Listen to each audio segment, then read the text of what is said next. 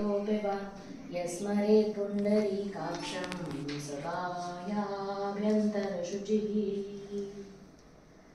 आवाहनं नारायणं पद्मभवं वसिष्ठं शक्तिं च तत्पुत्रपराशरं च व्यासं शुकं गौडपादं महान्तं गोविन्दयोगीन्द्रमतास्य शिष्यं श्रीशङ्कराचार्यमतास्य पद्मा पादं च हस्तामलकं च शिष्यं तं त्रोटकं वार्तिककारमन्यान् अस्मद्गुरुन् सन्ततमानतोऽस्मि श्रुतिस्मृतिपुराणानाम् आलयं करुणालयं नमामि भगवत्पादं शङ्करं लोकशङ्करं शङ्करं शङ्कराचार्यं केशवं बादरायणं सूत्रभाष्यकृतौ वन्दे भगवन्तौ पुनः पुनः यद्वारे निखिलानि लिम्पपरिषत् सिद्धिं विदत्ते निशं श्रीमच्छ्रीलसितं जगद्गुरुपदं नत्वात्मा तृप्तिं गतः लोकाज्ञानपयोधपठनधुरं श्रीशङ्करं शर्मदं ब्रह्मानन्दसरस्वतीं च श्रीब्रह्मं ध्यायामि ज्योतिर्मयम् आवाहनं समर्पयामि श्री गुरुचरणकमलेभ्यो नमः। आसनं समर्पयामि श्री गुरुचरणकमलेभ्यो नमः। स्नानं समर्पयामि श्री गुरुचरणकमलेभ्यो नमः।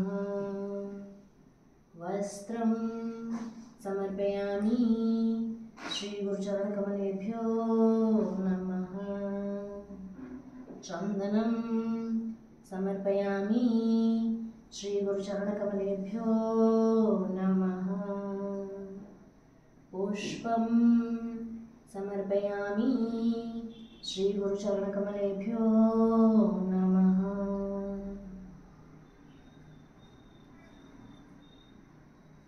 धूपं समर्पयामि श्री गुरुचरणकमलेभ्यो नमः।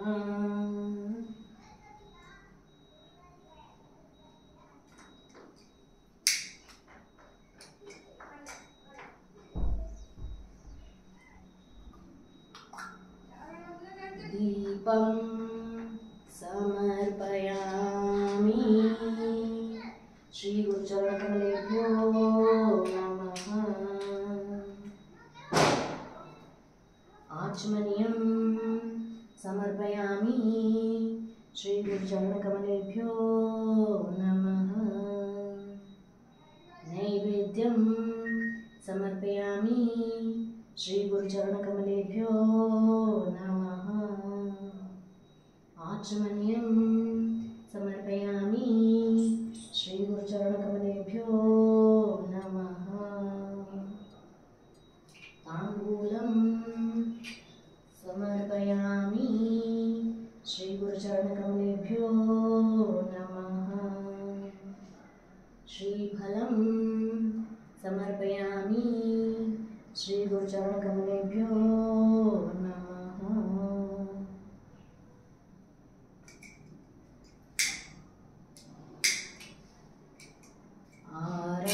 आरार्तिकं कर्पूरगौरं करुणावतारं संसारसारं भुजगेन्द्रहारं सदा वसन्तं हृदयारविन्दे भवं भवानी सहितं नमामि। आरार्तिकं समर्पयामि श्री गुरुचरणकमलेभ्यो नमः।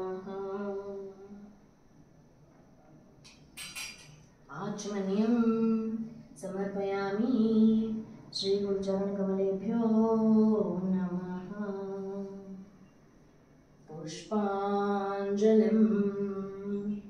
गुरुर्ब्रह्मा गुरुर्विष्णुः गुरुर्देवो महेश्वरः गुरुर्साक्षात् परं ब्रह्म तस्मै श्री गुरवे नमः।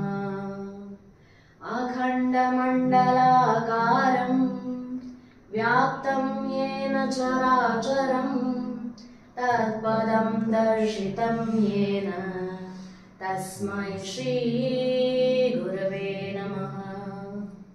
श्रीब्रह्मानन्दं परमसुखदं केवलं ज्ञानमूर्तिं विश्वातीतं गगनसदृशं तत्त्वमस्यादिलक्ष्यम्। एकं नित्यं विमलमचलं सर्वदी साक्षिभूतं भावातीतं त्रिगुणरहितं सद्गुरुं तं नमामि। अज्ञानतिमिरान्धस्य ज्ञानाञ्जनशलाकया चक्षुरुन्मीलितं येन तस्मै श्री गुरवे नमः।